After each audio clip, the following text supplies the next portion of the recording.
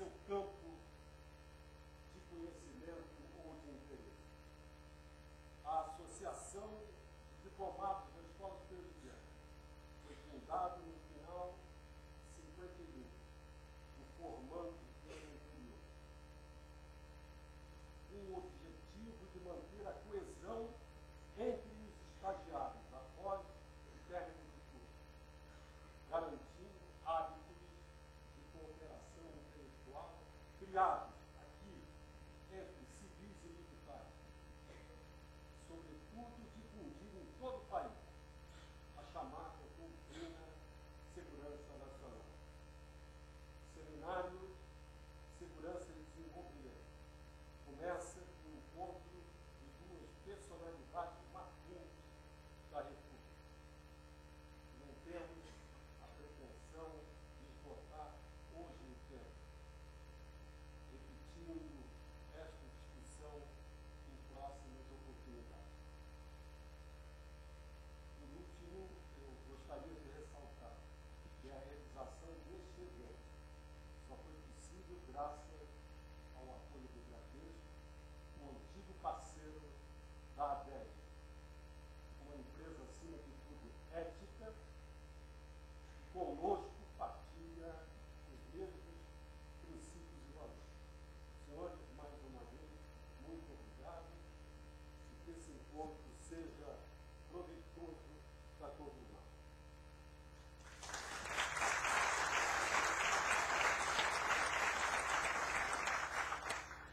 Dando sequência ao evento, passo a palavra à professora Dalila de Brito Ferreira, diretora da ADESG, que conduzirá as atividades nesta manhã. Bom dia a todos.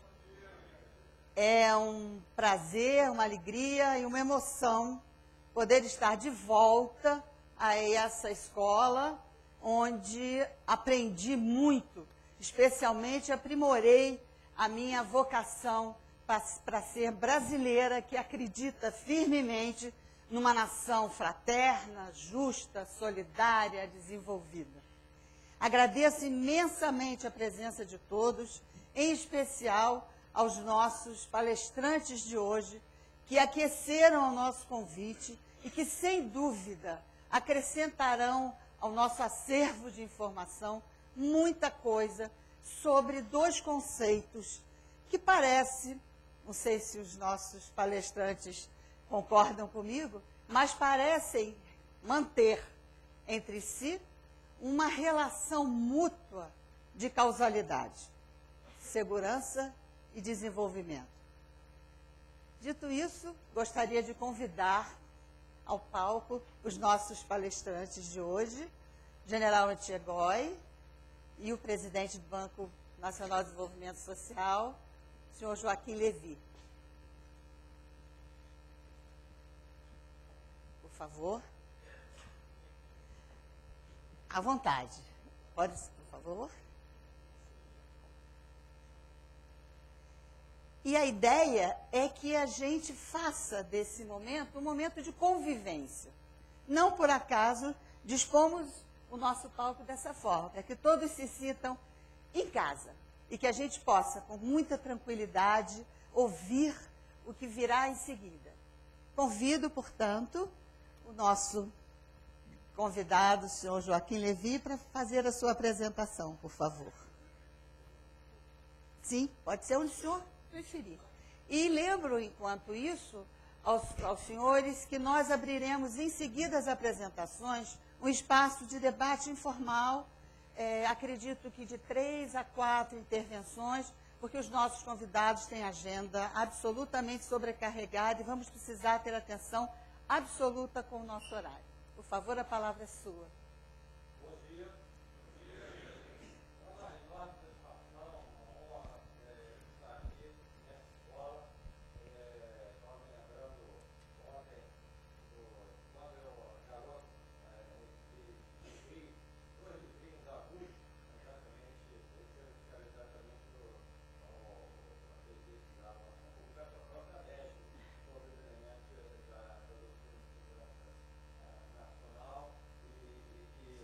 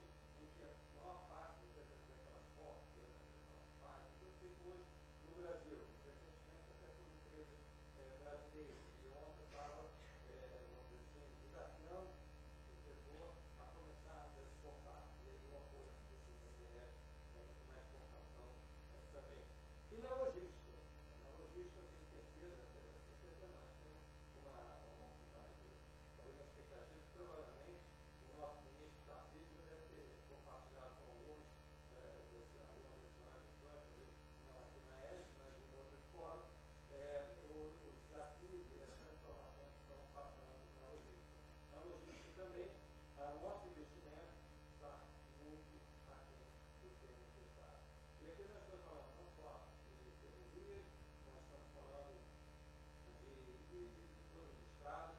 Mais uma vez, o Brasil tem uma experiência de sucesso em estradas pedagiadas. Não é uniforme, as estradas que mandaram terra, principalmente quando se tentou alcançar a quadratura do círculo, ou seja, fazer licitações com pedágios artificialmente baixos. Tendo todo o dinheiro barato do BNDES, que teria que ser excluído, as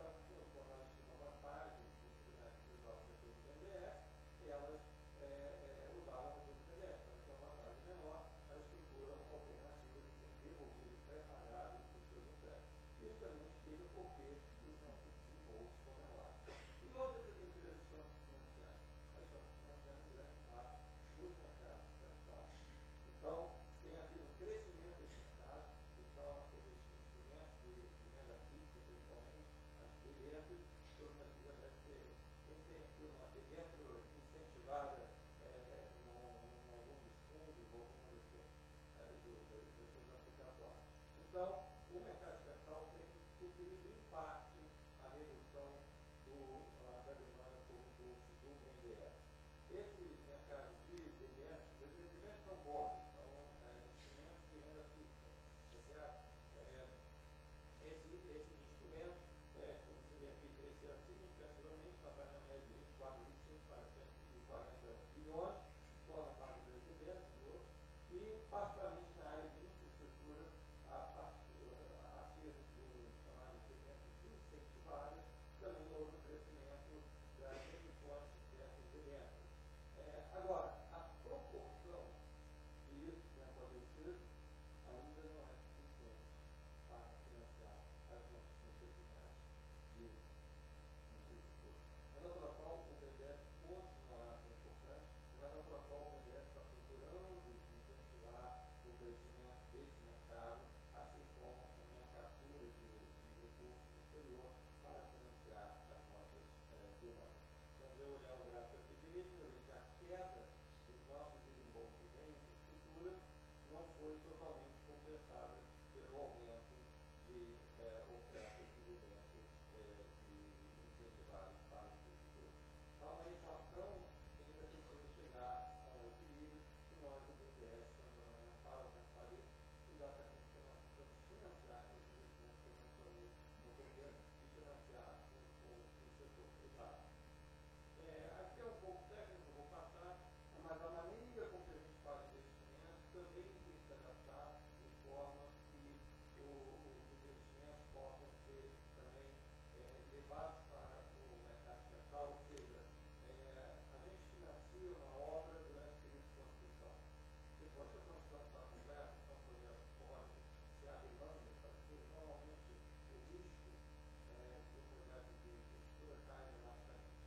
Você está no Banco Mundial, nós fazemos vários estudos com relações seguradoras no Banco Internacional, no G20, etc.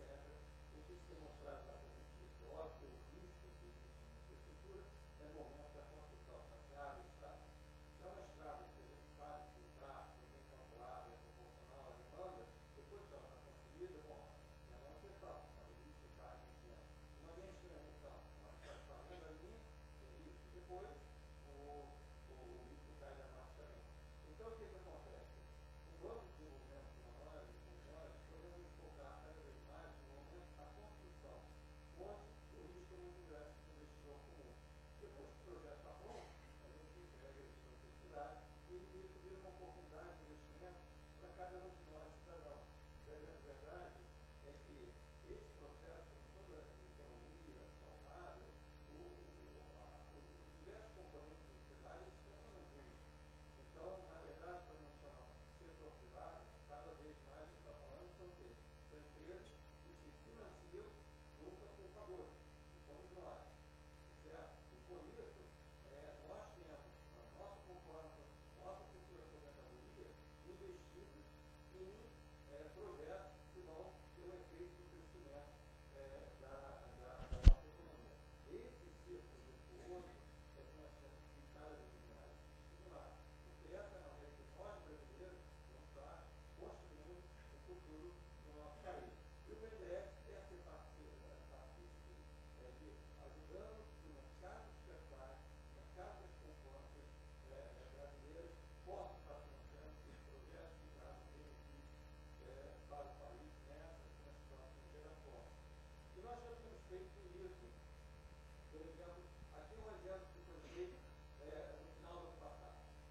Há 20 anos atrás, na época que eu era um iniciador, havia inúmeras empresas de distribuição elétrica estaduais que tinham prejuízo sério. E os governos do Estado não tinham condição de manter aquelas distribuidoras. O governo federal foi lá e federalizou essas companhias, com dois bancos eleitorais. E durante 20 anos, se procurou resolver esse problema. Porque ao longo desse tempo, as companhias vieram ter 40 bilhões de reais. Porque eram mal equilibradas, porque as empresas não tinham influência política, porque eram não pesadas. Bom, depois de um grande esforço, se decidiu finalmente privatizar. E aí foram chamados do BNDES para ajudar a desenhar o processo de privatização das companhias. E no ano passado se conseguiu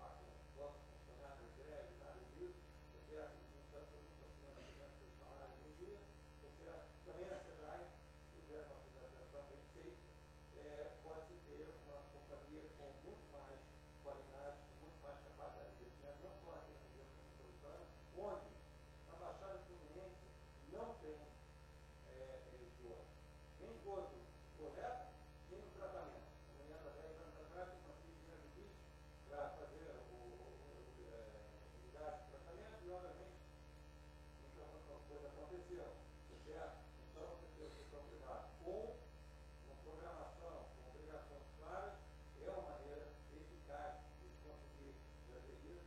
E eu acho que a gente pode fechar os olhos e tentar imaginar como seria a Baixada Fluminense, como seria a nossa vida, como seria a segurança pública, se a gente tivesse esse serviço de uma maneira eficaz, se as pessoas tivessem essa necessidade que vem de estar morando numa região que tem um mínimo de infraestrutura.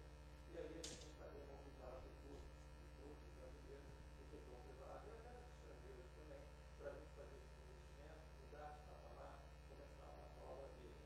A gente fez essa discussão literalmente foi a porta do o governador do Amapá, até agora o governador César Leite, Eduardo Leite, nós temos feito essas conversas, temos tido atividades, espero que a gente, com o PNEI, da forma que a gente avance nessa agenda de modernização. Finalmente, deixa eu falar em outro lugar, também muito importante. E aí a gente vê como decisões desse tipo, decisões de 10, 15 anos. Hoje, com os maiores campos da expressão, está sendo explorado pelo econômico. Tem que estar fazendo uma decisão.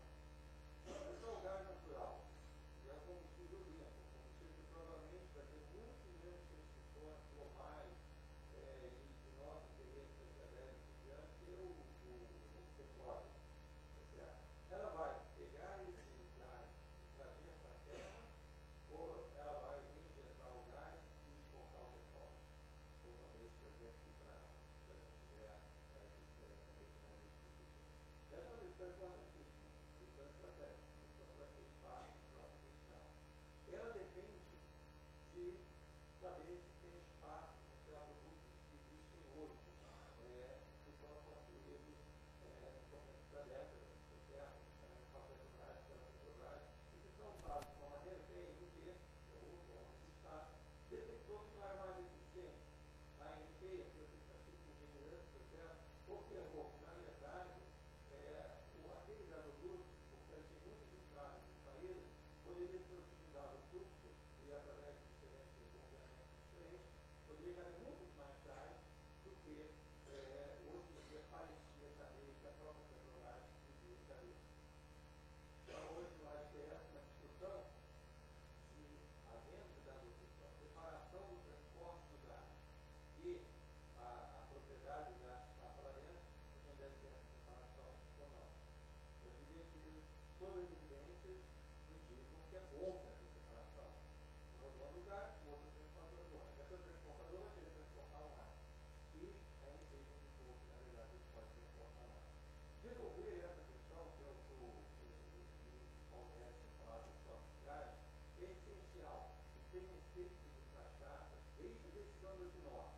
Vamos trazer dezenas de milhões de metros cúbicos por dia de gás para alimentar a nossa indústria, fazer a nossa indústria mais competitiva, ter insumos para a indústria química brasileira, poder competir com o exterior. Vamos tentar importar todo o nosso fertilizante. Nós somos a maior agricultura do mundo importando todo o fertilizante. Onde está o conceito de segurança dele? Então, a discussão do gás é um negócio que parece muito economista, a economia liderada por você.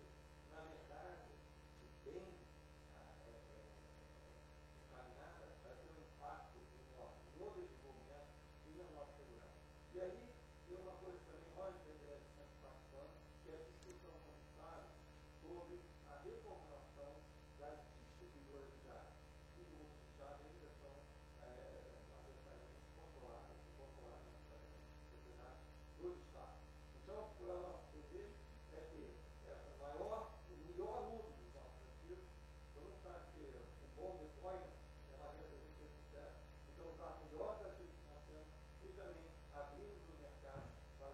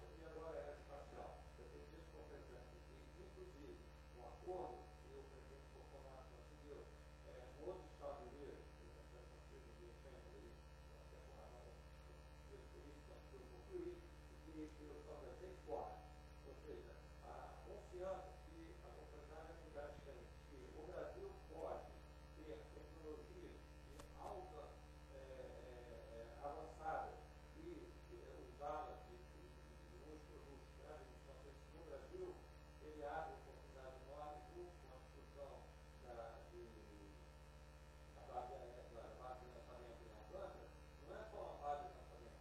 Ali é o embrião para se ter todo uma indústria aeroespacial, como a gente já tem uma indústria de ponta aeroespacial em São Paulo, e que, obviamente, o BNDES se esforça mais de 20 anos, que é a nossa maior apoio à exportação tem sido a exportação do Brasil na Embraer por novos projetos artificiais. Então, a infraestrutura, a inovação, o apoio, a discussão, o objetivo, o apoio às médias das empresas e o compromisso muito grande e uma renovação da pessoa de sustentabilidade. A gente entender o risco do clima para o Brasil é fundamental. Nós somos um país que elabora hoje questões de 20% do PIB. Se nós não prestarmos atenção às questões climáticas, um dos maiores valores estratégicos e que, como nós dizemos o ministro Rodrigues, nós contribuímos para a paz mundial, porque comida é a melhor maneira de diminuir as tensões e criar paz. O Brasil contribui para a paz, que é uma coisa da nossa identidade, e para a paz no futuro, mas agora também é totalmente relacionado com um número de outros aspectos da nossa economia, inclusive da energia eólica, da definição. Então, nós temos essa visão de não seria a preocupação com o clima, a preocupação com o meio ambiente, em todas as nossas atividades, também faz parte desse entendimento da relação de desenvolvimento e a segurança, em última instância, como o Brasil pode ser forte em médio e longo prazo. Muito obrigado.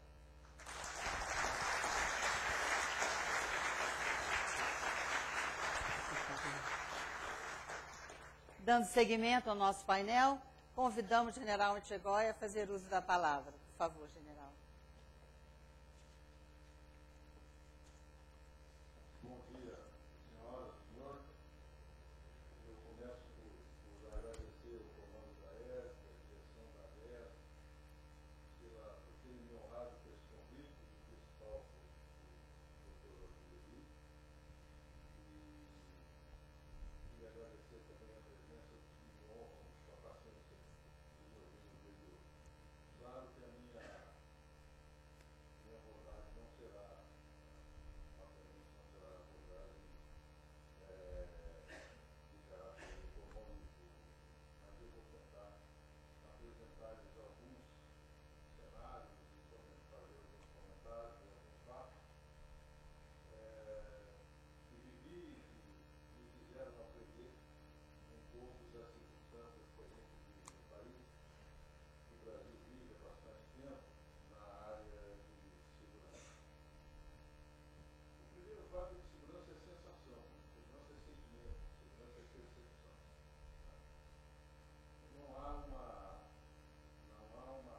forma, existem dados que nos permitem medir o grau de segurança de um país. Os dados de mortes, assassinatos, questão de habitantes, enfim. Mas é uma percepção que as pessoas têm e que divulgam, e que contagiam a comunidade inteira, e que reflete, claro, que vai ser repetido na imprensa, na mídia, nas conversas e nas decisões pessoais. Né? Então, tanto é uma sensação, tanto é uma percepção, que as pessoas buscam bairros mais tranquilos, buscam residências e apartamentos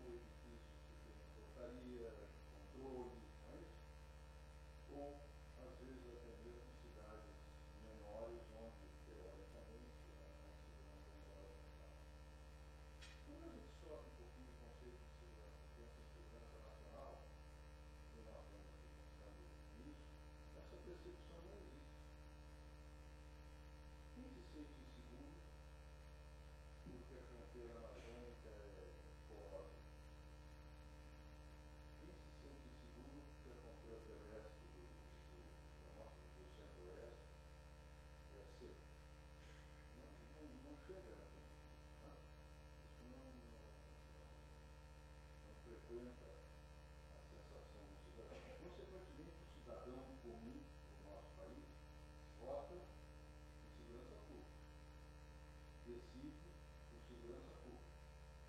Define sua vida esperando que os seus filhos vão e retornem da escola em segurança, que o seu patrimônio seja preservado, que ele tenha um mínimo de possibilidade de lazer e se divertir nas coisas que gostam, sem que ele seja submetido a situações de segurança. Ninguém vota porque acha que tem que ser feito um sistema tecnológico de controle da fronteira, ou de controle do espaço aéreo, ou de segurança da Amazônia Livre. Não se importa. Lamentavelmente, a nossa segurança fica sempre em cima da segurança pública.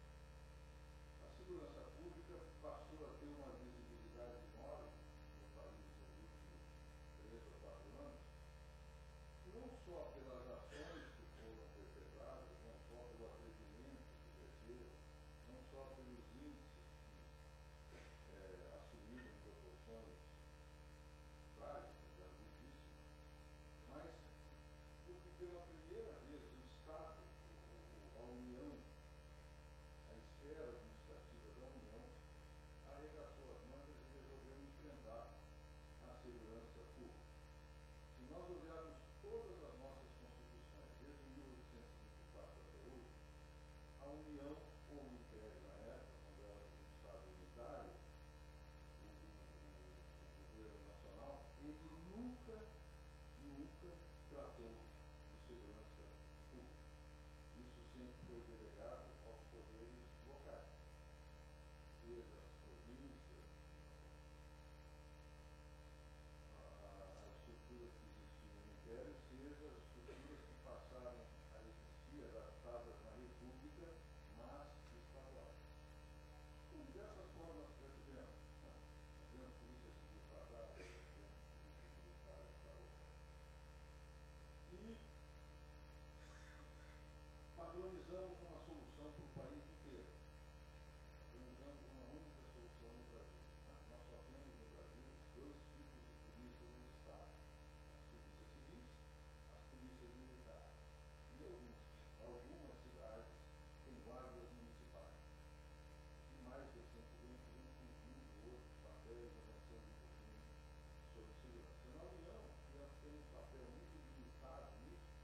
Nós ficamos em torno dos órgãos de segurança pública que a União tem.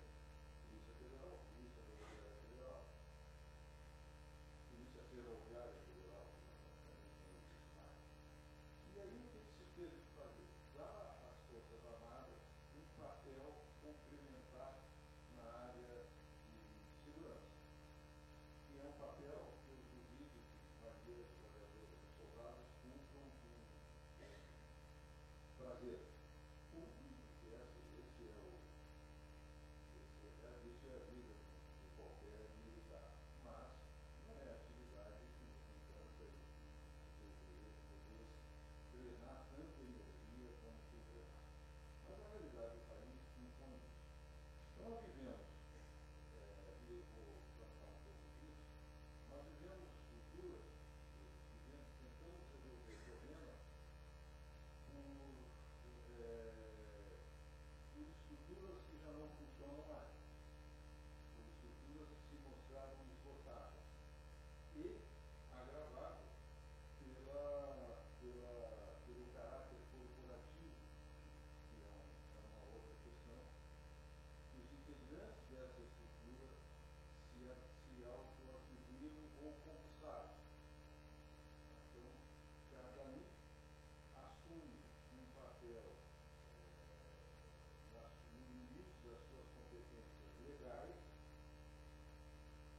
esquece que se as senhoras e senhores fossem as competências legais das nossas instituições de classe de segurança, vão ver que uma das obrigações que nós esperamos que tivesse bem claro na legislação não existe, que é a integração. Vamos tratar um pouco disso para tentar entender. Isso é percepção, mas é uma percepção causada por fatores que são verdadeiros. Nós temos hoje no Brasil inúmeras organizações criminosas que assumem papel de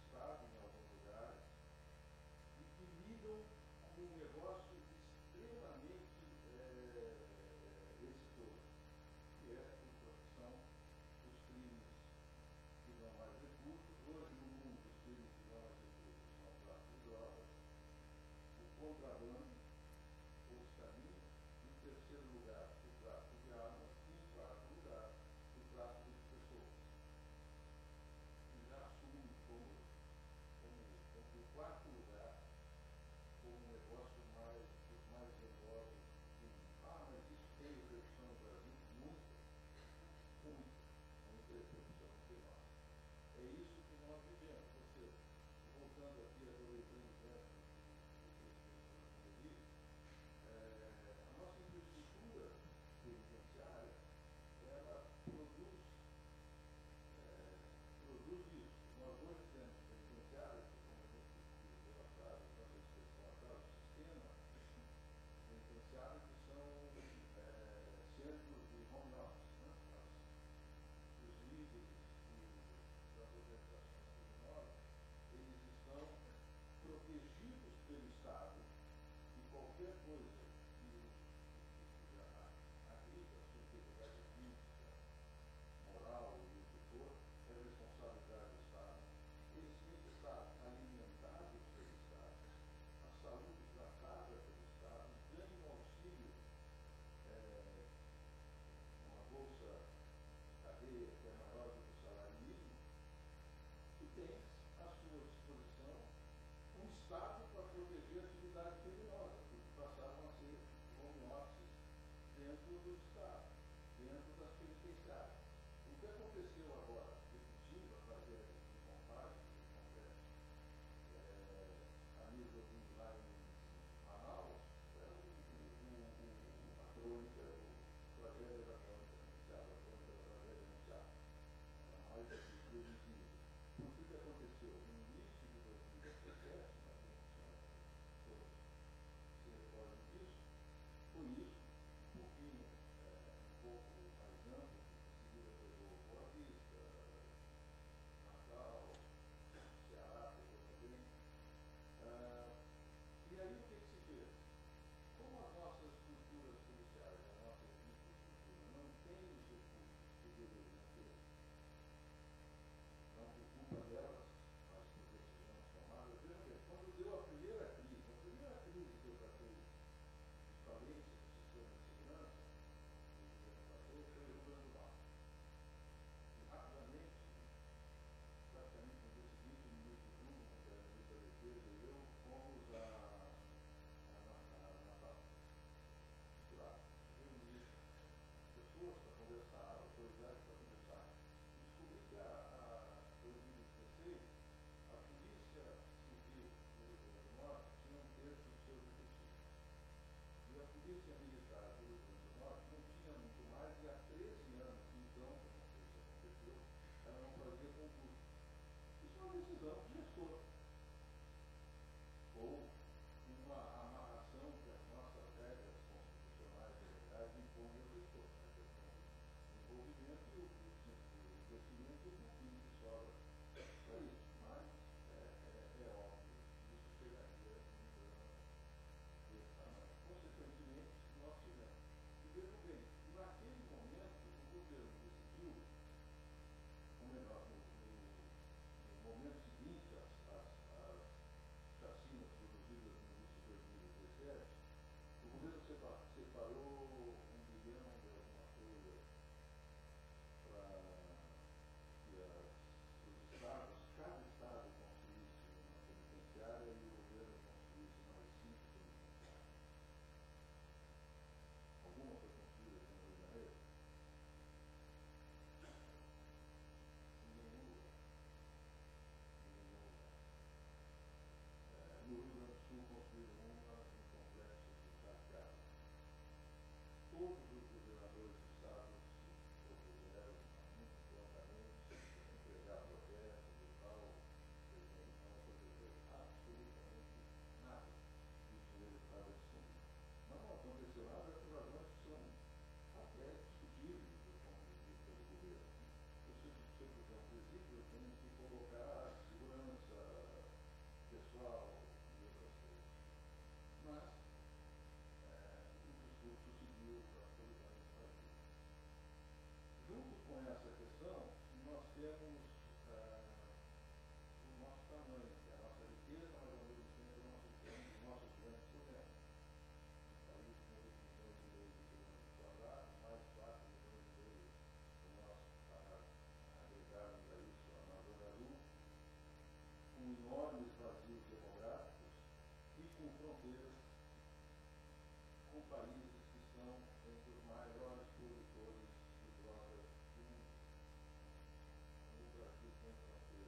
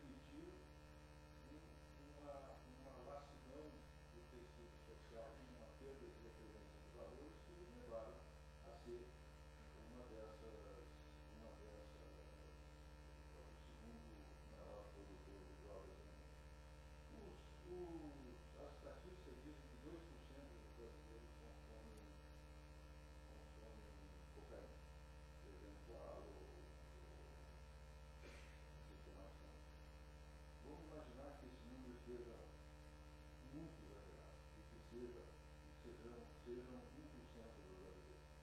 Se for 1% dos brasileiros, né, a matemática, o professor Cavalaria, eu não estou muito bem com números, se for 1%, nós temos 2 milhões de brasileiros. Não é isso? Se cada um desses 2 milhões de brasileiros consome por dia 1 grama de cocaína, nós temos 2 toneladas de cocaína. Estão certo, né, conta? Imagine 2 toneladas de cocaína. Eu estou reduzindo a metade a estatística da Nações Unidas. 2 toneladas de cocaína significa mais de 700 toneladas por ano. Significam 60 toneladas de cocaína por mês.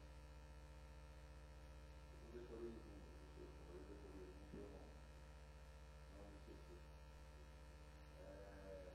Isso, imagine a logística que tem por trás disso.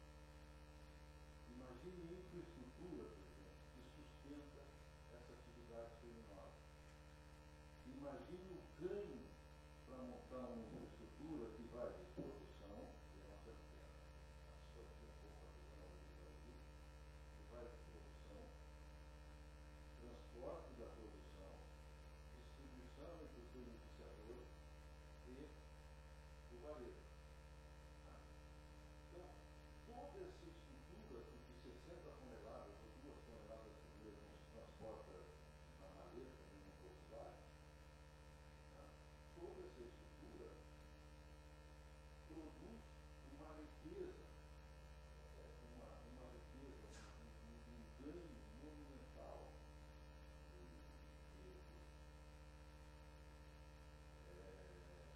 Toda essa infraestrutura não é invisível, porque ela é grande.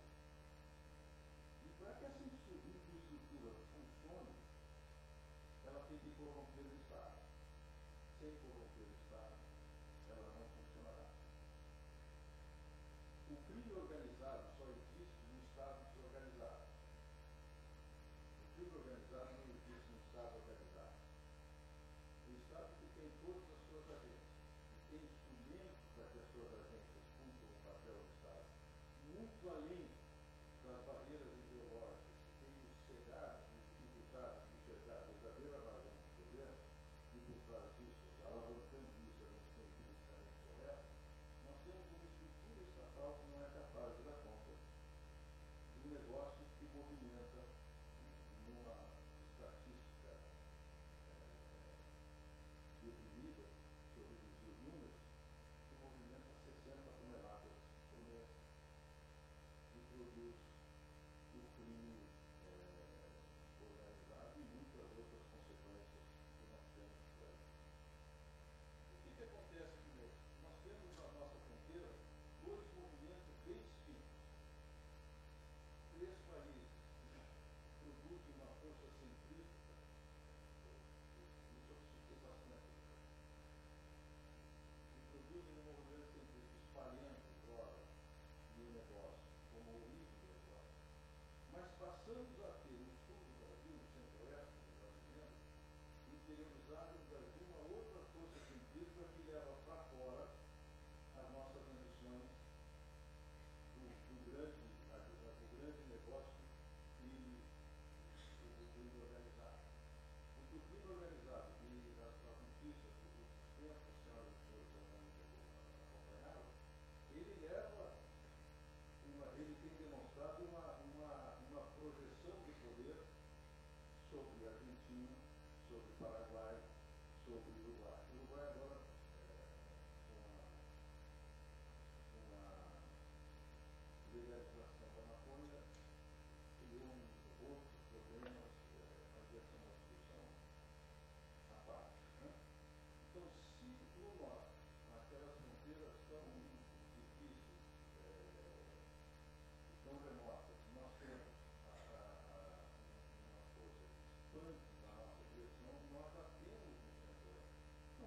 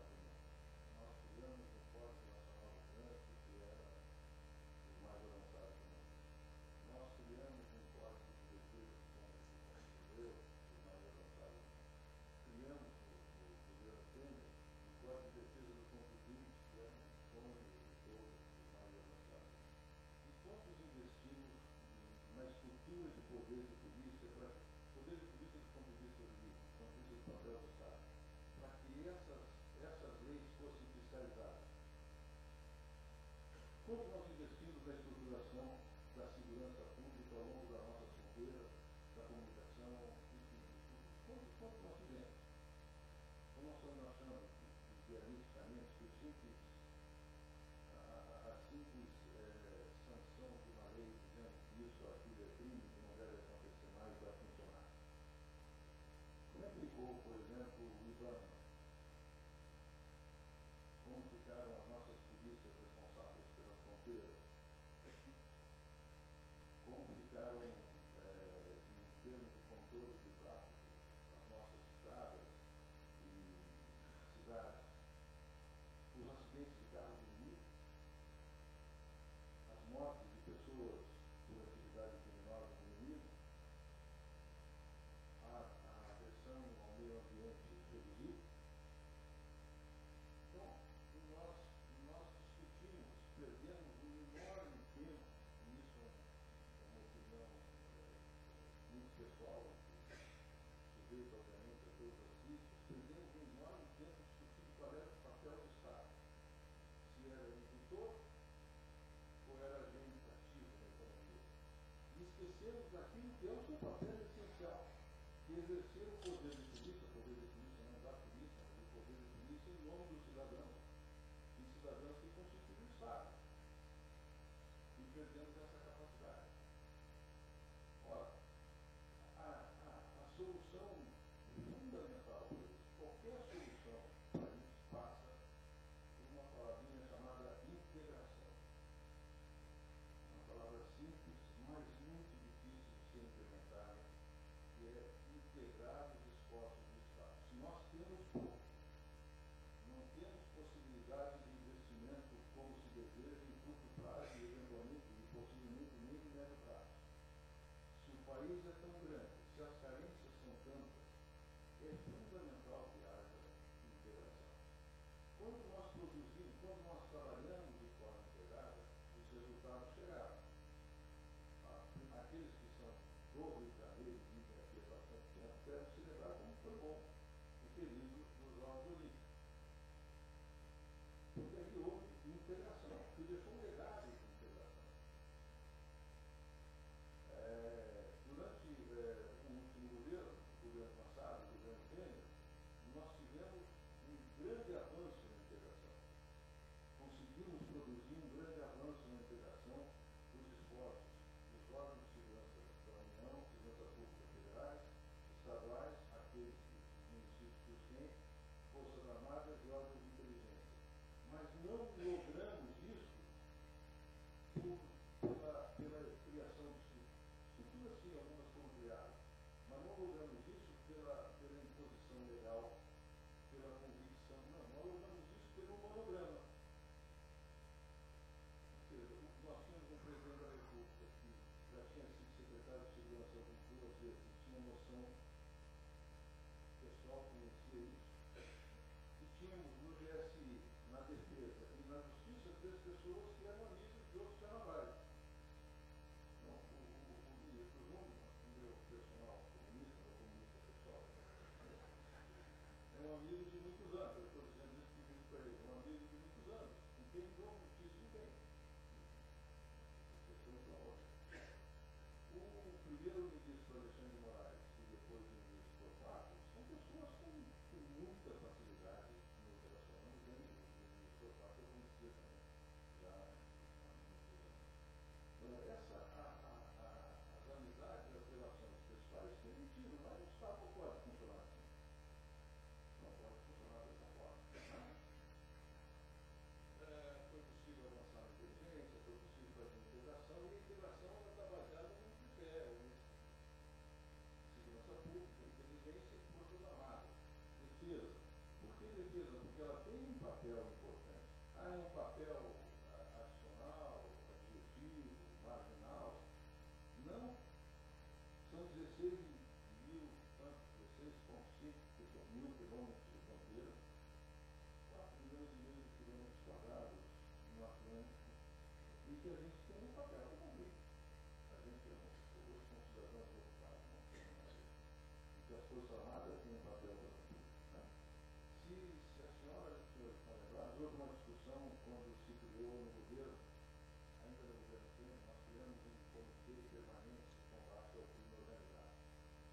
E que a gente, aí sim foi criada uma estrutura pequena, mas uma estrutura sem secretário, diretor, nós queríamos, nos esforçávamos muito para ter permanência das pessoas no combate ao crime organizado. Não mais dos jovens, eu quero saber até qual é o chocolate que o filho do fulano gosta. Porque sem ter essa evidência permanente, conhecimento, nós iríamos ter sempre alguém reaprendendo o trabalho enquanto o grande negócio continuava depois das 2 toneladas diárias de droga e economia sobre a cocaína. Entrando e saindo do Brasil.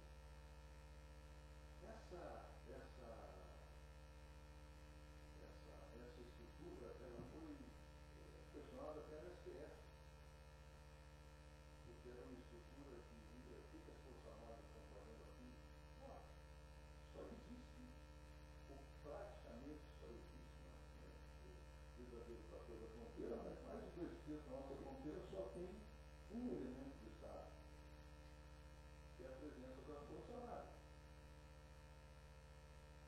Se nós quisermos entender a nossa fronteira dentro daquele mapa com as Colômbia, Peru e Bolívia, se nós quisermos entender o movimento do crime organizado naquela região do Brasil, só tem telefone fronteira, só tem brigada, só tem força aérea, só tem a marinha percorrendo o nosso e mais nada. Mais nada.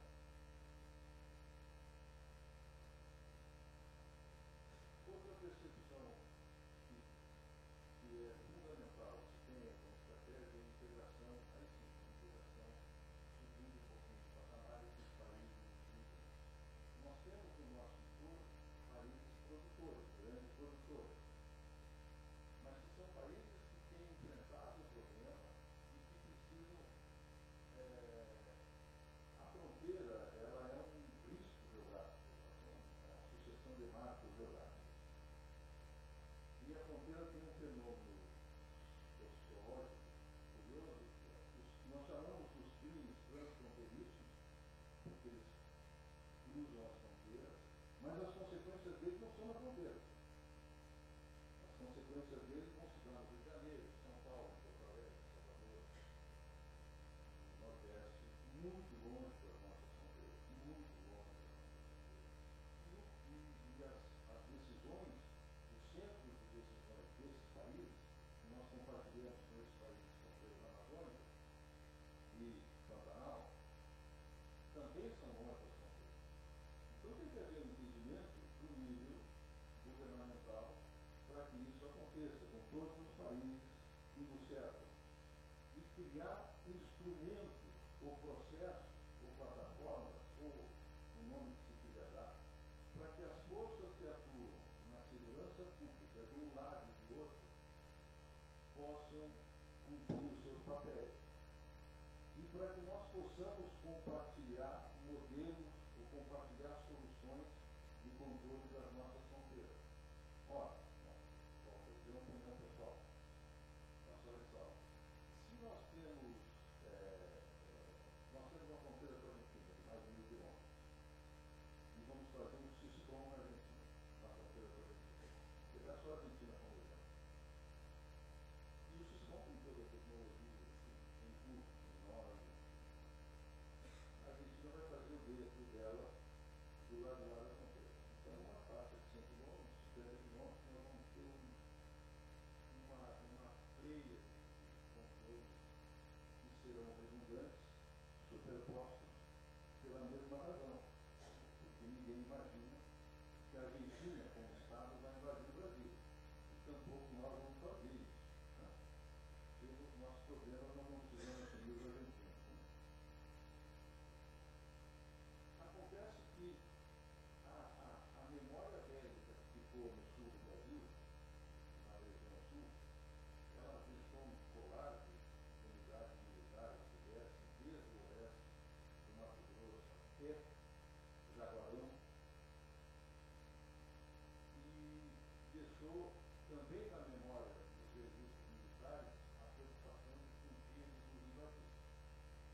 se nós tivéssemos problemas de foi assim. É um fato. E é algo com o qual eu lidei boa parte da minha carreira. E uma pergunta que eu sempre fiz, quando eu comecei a assumir posições de liderança, com alguma participação ou responsabilidade nesse treinamento, uma pergunta que eu sempre fiz foi qual foi o dia que a Argentina invadiu o Brasil pelo Rio Uruguai? Quando isso aconteceu? Nós temos esse fato histórico em algum momento? Nunca. Em nenhum momento da história do Império, ou da história da colônia, do Império, da República, a Argentina invadiu o Brasil pelo Rio Uruguai. Ao contrário, nós nos tiramos da região das missões e empurramos, nós, portugueses, e empurramos por lá de lá. Todas essas invasões aconteceram pelo Uruguai. E depois se criou um Estado para isso, para que isso não acontecesse mais, mas eram questões de um momento, daquele momento da formação das duas nações no início do século XIX. A grande luta das duas metrópoles ibéricas foram todas no Cone Sul, todas na Bacia do Prata, todas na Bacia do Prata, todas as lutas. Foram de Santa Fé para lá, para provar o ponto que os portugueses eram inteligentes, teimosos e com capacidade de preservar seu interesse. Né? A divisão da Boca do Prata entre duas soberanias, Uruguai e Argentina, mostra isso. E nós devemos falar. Isso é uma razão simples, uma razão muito simples para que isso pudesse acontecer. Era o único lugar de todo o continente em que era possível aproximar a estrutura logística. Isso não aconteceria nem no Centro-Oeste, nem na Amazônia.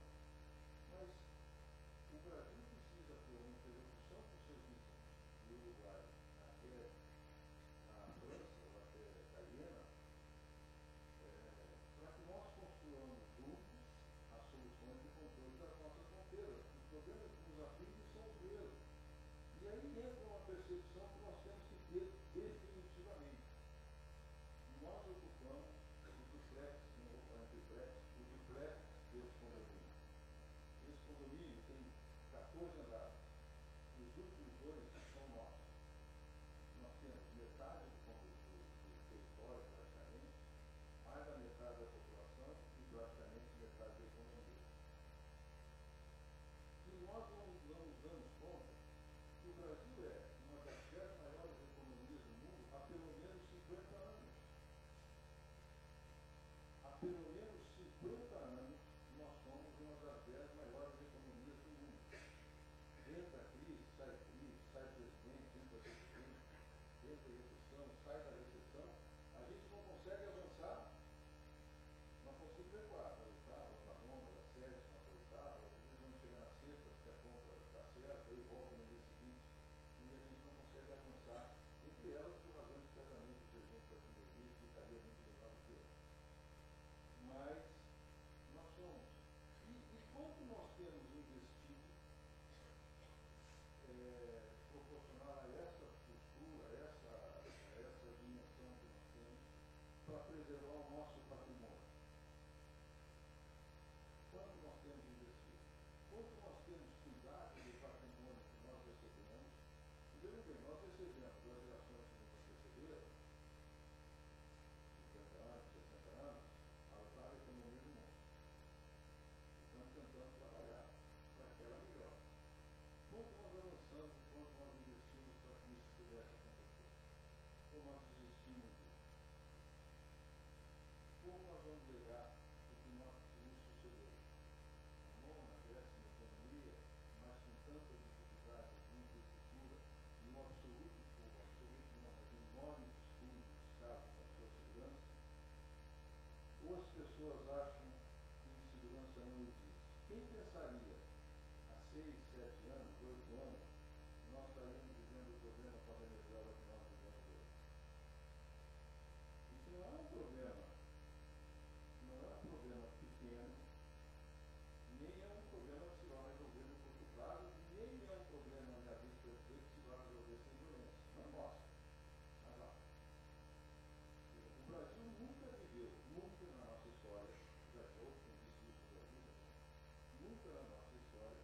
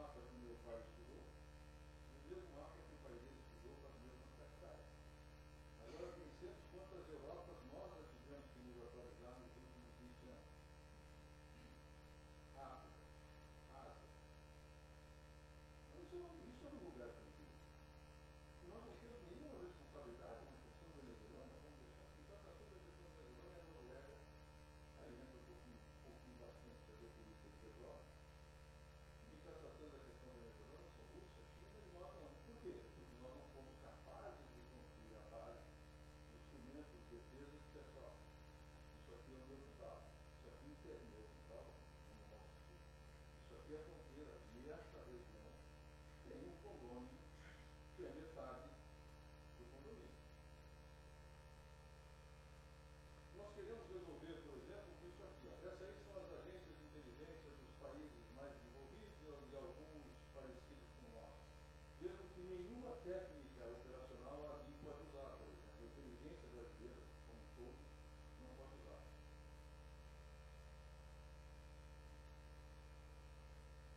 Então, um pequeno problema para a gente trabalhar. Então, veja bem, nós lidamos e nos relacionamos com o país. A Europa faz diplomacia há mais de 1000 anos. A Ásia, os chineses, fazem diplomacia há 2.000 anos, há 4.000 anos. Nós temos 500 anos, quase 200 de independência, e achamos que nós vamos nos relacionar nas boas intenções, nas grandes virtudes que são típicas e necessárias ao ser humano, mas não frequentam as relações internacionais, e que todo mundo pode ver aqui no Brasil. Isso aqui significa delegar soberania. Isso significa delegar soberania. Sabe por quê? Porque muitas vezes eu estava lá no meu gabinete de exercício e o diretor da gente chegava para mim e dizia assim: general, o serviço secreto britânico tem tal informação. É que eles podem fazer, inclusive aqui.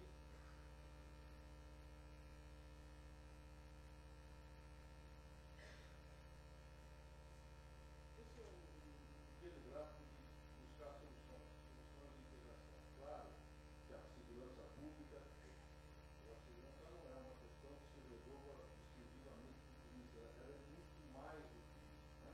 Se nós olharmos as questões ambientais do Rio e confina a população de determinadas regiões, é como ver. E segurança é muito mais do que isso. Agora entrando na área de pandemia, isto é o custo da criminalidade segundo o IPEA. O IPEA nos diz que 4,38% do nosso PIB é drenado pela falta de segurança. Né? Basta nós vermos que é muito menor o investimento do que essa perda que a gente faz em segurança, seja em segurança externa, seja em segurança interna. E esse aqui é o retrato, talvez a parte mais interessante para entender qual é o nosso problema. Veja que em 1996, o Brasil investiu em toda a estrutura de segurança pública 34 milhões. Tivemos 35 mil homicídios. Isso é segundo IPEA também. Essa curva subiu até 89, esqueci de botar o crédito. Essa curva subiu até 89 bilhões em 2015, e junto com ela foram arrastados também para cima os assassinatos, os homicídios. O problema não é dinheiro, o problema é gestão. O problema é decidir para onde vai esse dinheiro. O Estado que não consegue mais pagar suas polícias militares, porque os salários dispararam, com gastos de pessoal excessivos que impedem investimento e outras tantas coisas, e nós chegamos nisso. Mas essa é talvez a grande preocupação que sempre mostrou todo esse trabalho, que é o assalto ao Estado, a tomada do Estado e a tomada da nossa, a proteção do nosso modelo democrático e organizado. Isso é uma violação sem fundamento? Não, não é. Na última eleição municipal do Rio de Janeiro foram assassinados 12 candidatos. 12 candidatos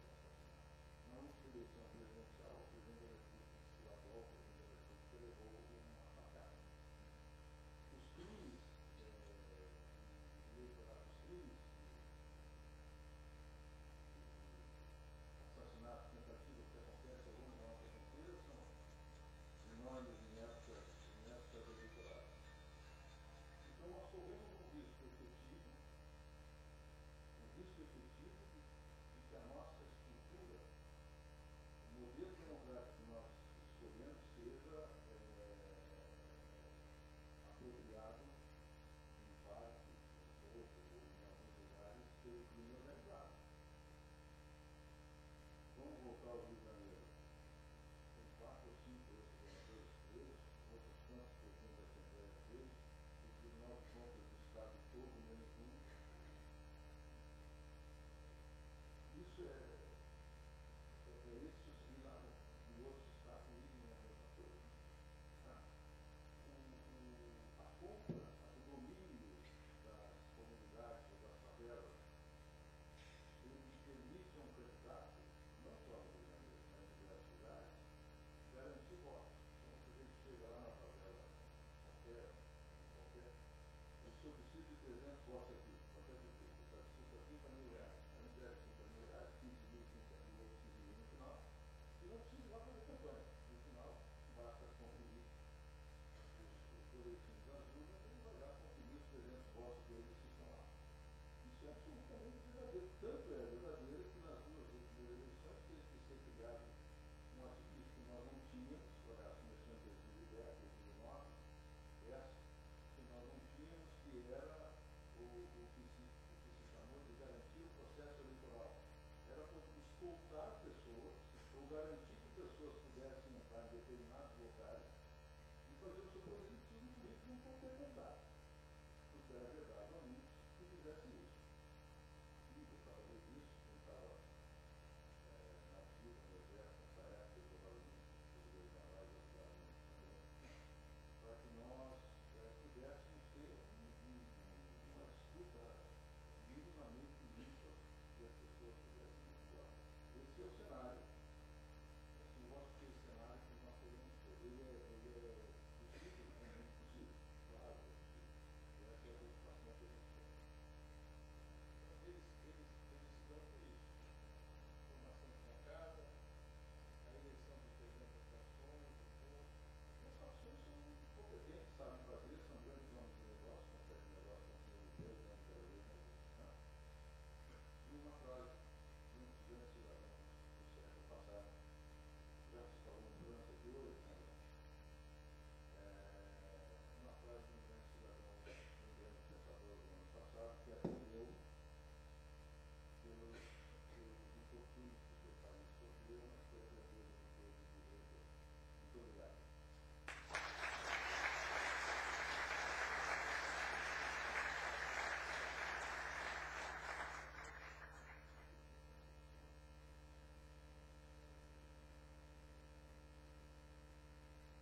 Gostaria de dar, então, início aos debates. Eu vou pedir a gentileza absoluta de vocês entenderem que a gente tem uma urgência aqui de tempo e aí sejam absolutamente objetivos nas perguntas, por favor.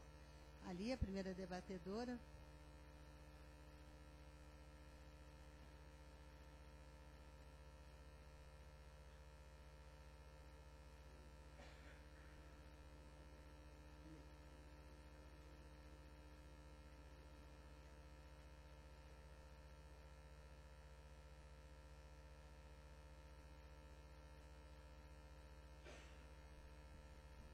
Primeiramente, bom dia. Meu nome é Catarina Saavedra. Eu sou aluna do programa de pós-graduação aqui da Escola Superior de Guerra. E a minha pergunta é relacionada à recente junção entre Boeing e Embraer, que tem causado algum debate entre nós. Porque argumenta-se de que a junção resultou em perda de soberania para o Brasil, já que 80% do capital investido na nova Boeing Brasil é de origem estrangeira.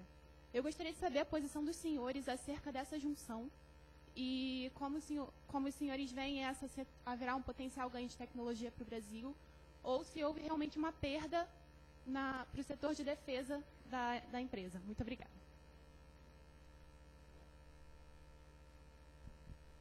Bom, primeiro eu tenho que fazer uma excelente pergunta. Também quero dizer uma explanação extraordinária do general, acho que realmente abre a nossa mente. Mas em relação à Petrobras, primeiro, a Embraer, primeiro é uma disclosure. O BNDES é investidor, nós somos participantes, nós somos, eu acho que, o maior acionista minoritário da Embraer. A Embraer, ela tem um lado mais militar e um lado mais comercial.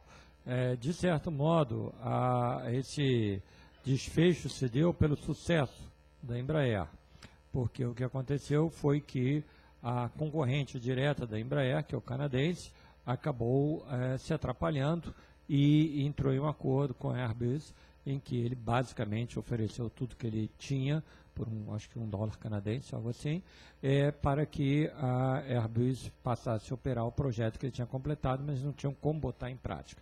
Para a Airbus isso era maravilhoso, porque eles completavam a linha deles. E com isso se criou um desequilíbrio no mercado, que é um mercado mais do que oligopolizado, e isso levou a uma percepção, no caso da Embraer, de que ele não teria condições de competir com a Airbus, que obviamente tem uma estratégia econômica bastante agressiva, tanto que ela, em muitos aspectos, até praticamente superou a Boeing, apesar de alguns projetos, como aquele projeto de 2 decks, que eles acabaram tendo que engavetar. Então, acho que o desafio agora é como que primeiro, como que se mantém o parque, o ecossistema que já existe, como se evita um eventual dreno, há um certo compromisso da Boeing em manter a inteligência aqui no Brasil, tem que se ver como que isso vai acontecer, não há muitos instrumentos legais para se estabelecer isso, como se verificou, a Golden Share tem um valor limitado, tá certo? Então, dada a situação, do ponto de vista legal, o BNDES, a única coisa que a gente podia olhar é ver se, como nós somos minoritários, se aquilo era uma proposta que tinha um valor econômico razoável, a avaliação era, enquanto para a empresa aquilo era o melhor, e nós anuímos com a compra. Olhando para frente, eu acho que o que se tem que pensar, quando se fala de soberania, etc., é exatamente como se pode desenvolver uma estratégia, não só da parte aeronáutica, mas, como falei, o aeroespacial. E como se podem usar as tecnologias que a gente já tem, os instrumentos, as empresas que a gente já tem para concluir isso. Havia um risco, várias análises indicam, havia um risco que se a Embraer fosse mantida sozinha, dada a capacidade, dado o tamanho dela, ela viria a sofrer uma concorrência que ela não conseguiria competir. E há uma questão séria também, de que, obviamente, aviões duram tempo, então a pessoa faz a decisão imaginando onde que a empresa vai estar daqui a 5 anos, daqui a 10 anos, etc. Então, acho que exige muito esforço da gente tirar o melhor da situação, inclusive tem toda a questão da integração com o Gripen, né, tem uma série de ações que vão muito além do BNDES, mas, enfim, não há dúvida que merecem um olhar importante para a gente ter um complexo que eu diria que a nível mundial é relevante, ainda que, por exemplo, na parte de montagem de avião, o México tenha criado algumas ilhas atraentes, eles estejam competindo diretamente com a gente na parte comercial, mas é uma agenda aberta e uma agenda que o BNDES considera como parte de sua missão, mas precisa de parceiros.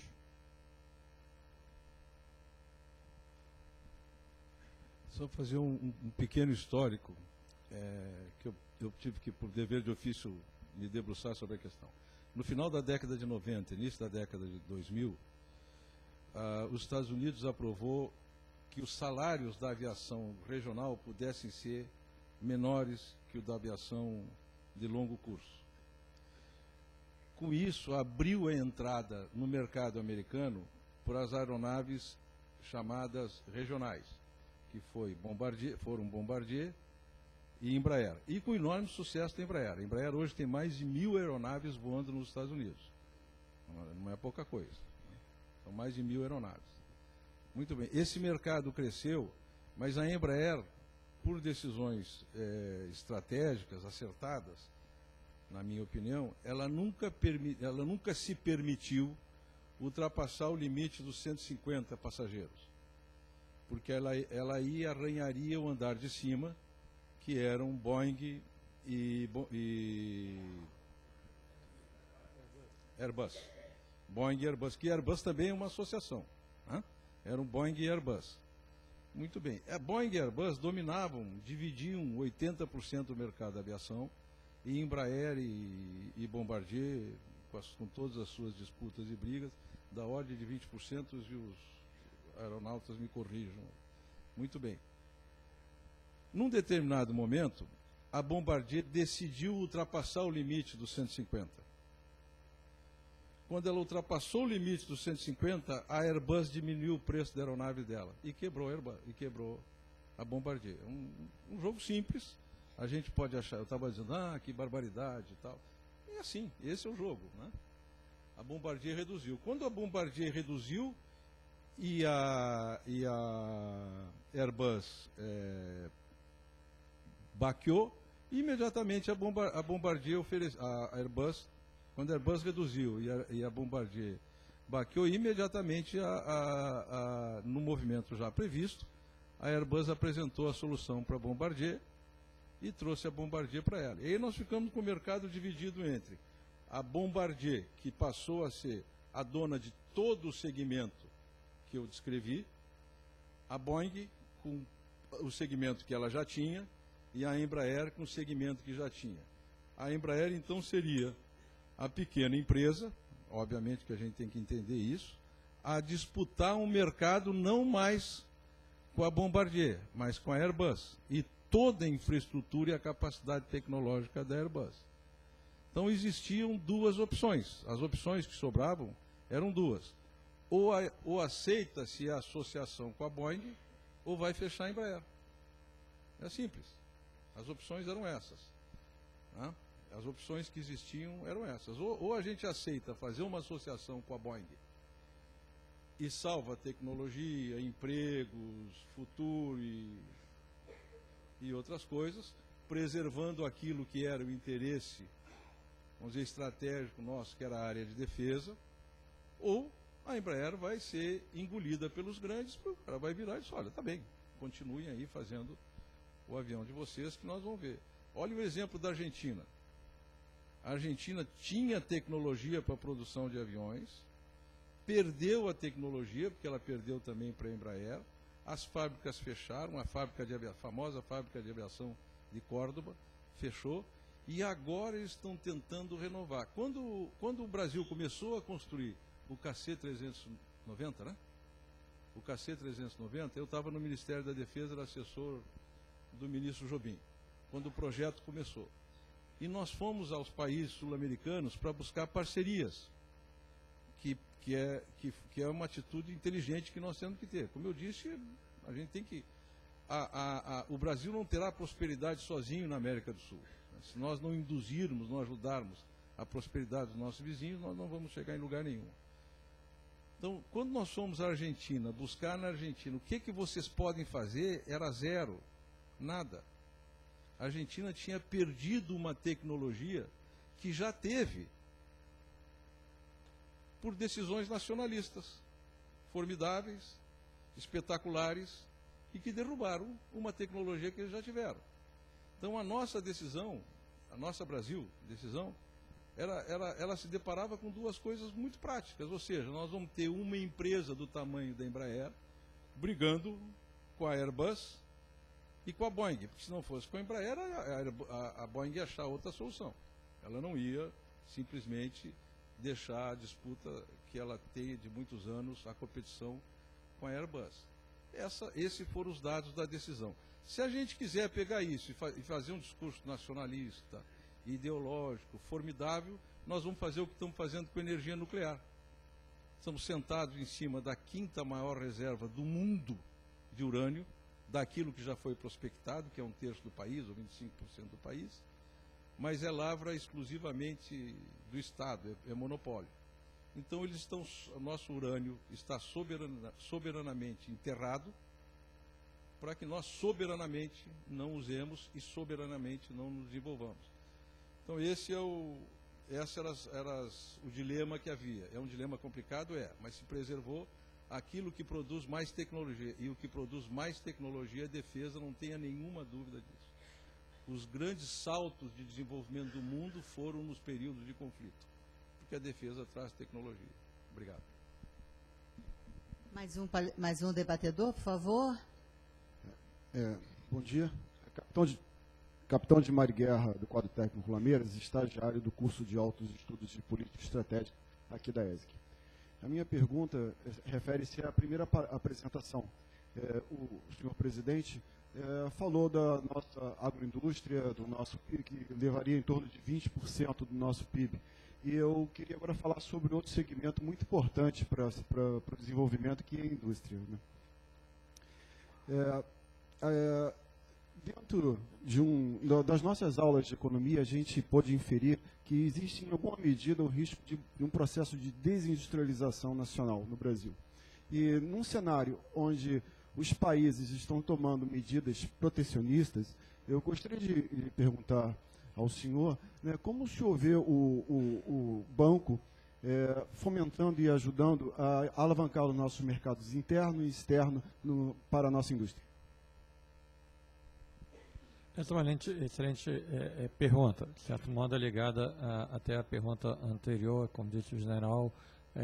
O setor aeronáutico, o setor de defesa tem uma componente de tecnologia importante. O desafio que se coloca, evidentemente, é o financiamento estável dessa demanda. E parte do esforço, que eu acredito, da nova Embraer, que ficou, é exatamente conseguir ter uma diversidade de produtos que lhe garantam um fluxo de recursos para se manter e desenvolver, porque o cacete está quase lá, mas ele não está lá, e a gente vai precisar do apoio também da Boeing, e aí a gente vai ter que ter uma pressão política, eu imagino, para que a Boeing cumpra o lado da promessa, ainda mais no meio da confusão que ela se meteu lá com os programas que caíram. O que, aliás, vai na direção da sua pergunta, capitão, porque se a gente reparar, por exemplo, o acidente que teve do 737 MAX, ele é um acidente essencialmente de software, de inteligência, de tecnologia. O equipamento, e de regulação, curiosamente. Por quê? Porque o avião é exatamente o mesmo avião de 60 anos. A única coisa que tem de realmente diferente no avião, além da mudança da asa, foram as novas turbinas. As turbinas eram maiores, por uma razão aerodinâmica, elas mudavam um pouco a maneira do avião voar.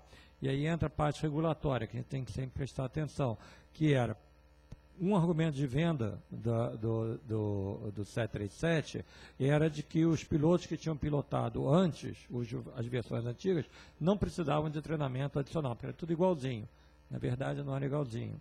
E, aliás, também aí vale exatamente o que o general falou, da capacidade do Estado, porque como a ANAC deles, a FAA, tinha delegado, no fundo, toda a supervisão para as empresas, porque não tinha gente para olhar o que era feito, eles venderam esse sistema em que um programa de computador compensava aquela diferença de tal maneira que a pessoa no cockpit, em princípio, não iria perceber a diferença da aerodinâmica, tá certo? E, portanto, não precisava de treino e, portanto, poderia economizar alguns milhares por coisa. Muito bem.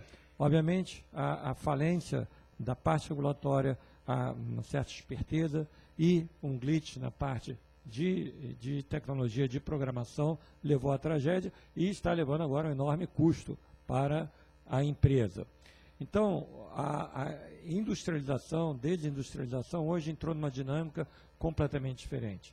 Eu acho que, aliás, o exemplo da China é muito interessante a esse respeito. Há uns 5 ou 6 anos atrás, a China tinha mais ou menos isso, uns 5 ou 6 anos, um pouquinho mais, ele tinha um plano de desenvolvimento industrial. Eles queriam sair da indústria leve para passar para uma indústria num estágio um pouco maior, mas ainda mecânica. Então, ele queria concorrer com uma série de produtos mecânicos, no fundo, mais sofisticados, em que, em geral, o mercado tem só 2 ou 3 operadores.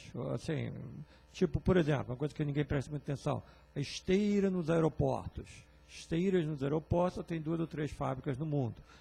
O plano deles era, eu vou fazer essa mesma esteira de aeroporto que o alemão faz, mas 40% mais barato, ganho esse mercado.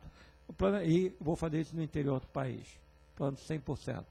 E aí eles foram tomados de surpresa com uma coisa que não estava nos planos, que era a inteligência artificial. E aí o que é fantástico no caso da China foi a rapidez com que eles reagiram, entenderam a magnitude daquilo e reorientaram a sua política industrial Agora não estou dando muita bola se eles estão passando as fábricas que eram de tênis para virar fábrica de esteira em Chongqing, no interior, ao invés de estar junto do mar. Eles agora estão com todo o esforço dele para apoiar os centros de tecnologias, para apoiar a inteligência artificial, porque essa é que muda completamente a maneira com que a economia vai funcionar e liga tudo. Então, na verdade, o Brasil é muito importante que a gente olhe para frente. E, curiosamente, a política do Bush começou olhando para trás. E começou querendo defender minério, defender indústrias do passado. Minério não, siderurgia, indústrias do passado. Ou mesmo a soja, até por razões eleitorais. E depois de um certo tempo, aquilo foi ajustado e agora ele está botando a mira na parte de lá o celular, que no fundo é a 5G. Então, assim, hoje nós temos um desafio muito grande, que é a nossa industrialização, não é tentar salvar a indústria passada, mas como que a gente consegue se posicionar nessas áreas. Nós temos algumas iniciativas no BNDES, por isso que eu botei entre as 3 áreas, inovação ser uma área fundamental para o BNDES. Nós temos nos aproximado com o MCTIC em relação a isso. Eu acho que o relacionamento com a defesa também é importante, porque realmente, quando a gente pensa no salto da indústria, será muito importante pensar nessa componente tecnológica e organizar as diversas iniciativas que o banco tem, mas que precisam ser muito mais canalizadas, sem necessariamente haver nenhum dirigismo ou nada disso. Mas o Brasil tem boas experiências. A gente fez uma chamada, por exemplo, para apoiar algumas startups. A gente podia apoiar 30. Literalmente 3 mil se apareceram, dos quais 300 eram candidatos. A gente está tentando ver como a gente muda o nosso programa para poder apoiar os outros 297 que não estavam contemplados no início. Este é o desafio. Nós temos gente boa, é uma indústria muito mais flexível e ela também tem uma vantagem. Ela não requer tanto capital, tanta vamos dizer assim, recursos de poupança, mas ela requer, sim, organização, centros de tecnologia, uma política clara que se permita produzir em grande quantidade pessoas habilitadas. O que um dos principais líderes de inteligência artificial diz na China? Olha, a parte teórica, aquela que eu preciso de grandes universidades sofisticadíssimas, pessoal assim meio avoado, professor Pardal, ela já está mais ou menos definida. Agora, nós precisamos, as pessoas que fazem as aplicações, ele faz uma comparação. Nós já passamos as equações de Maxwell, e agora o que a gente precisa, quantos engenheiros elétricos, eletricistas a gente vai ter? Que era, por exemplo, o que permitiu, grandes descobertas foram feitas na Inglaterra vitoriana. Mas o salto foi quando você tinha uma organização como na Alemanha, inclusive na Alemanha, tanto ainda na época imperial, mesmo depois, mas principalmente na época imperial, que você começou a formar enormes quantidades de engenheiros eletricistas, formar aqueles grandes conglomerados, Siemens, etc., que por um século tiveram a liderança. Então a gente tem que ter essa mesma capacidade de estar formando gente capacitada nesse tipo de atividade. Isso é que vai nos permitir fazer a industrialização do futuro e não a gente tentar salvar a indústria necessariamente do passado. General, quer complementar? E, olha, apesar de todo o interesse que despertou esse nosso painel, eu vou dar por encerrada a fase dos debates, porque a gente tem compromisso com o horário. Agradecendo imensamente aos nossos palestrantes, acho que restou confirmada a absoluta ligação entre segurança e desenvolvimento. É importante que se resgate conceitos que foram ditos aqui e que são fundamentais para esse entendimento.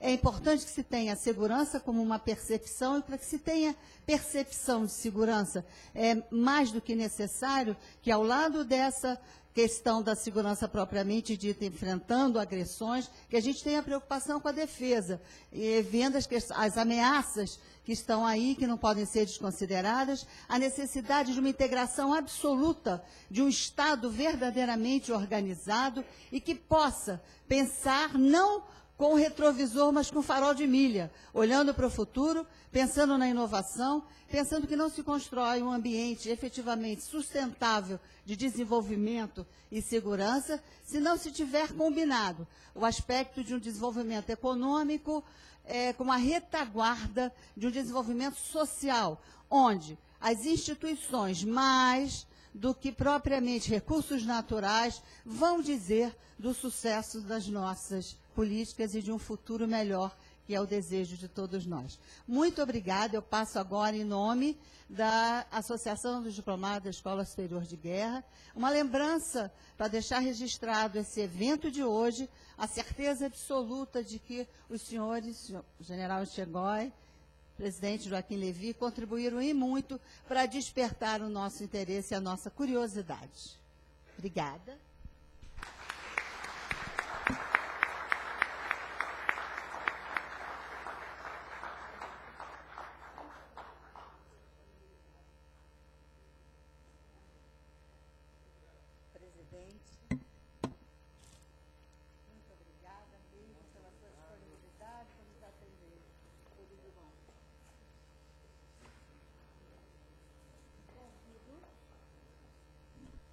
Convidamos o subcomandante da Escola Superior de Guerra para fazer uso da palavra. Por favor.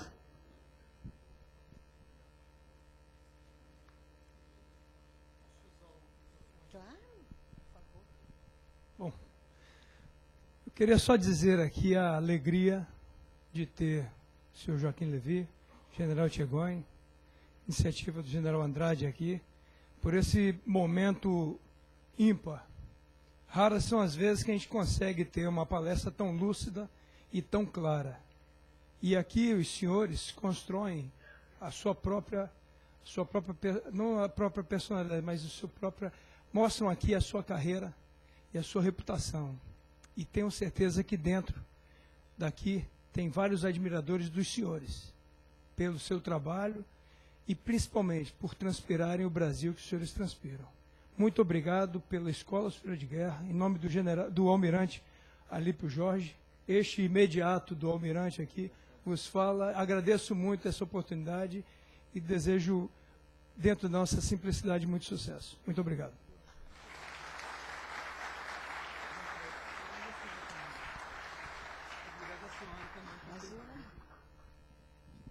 Então, está encerrado o nosso seminário de Segurança e Desenvolvimento. Mais uma vez, deixamos patente o nosso agradecimento absoluto à Escola Superior de Guerra, razão da nossa existência, pelo acolhimento, pelo suporte, pela ajuda, por viabilizar esse seminário. Muito obrigada.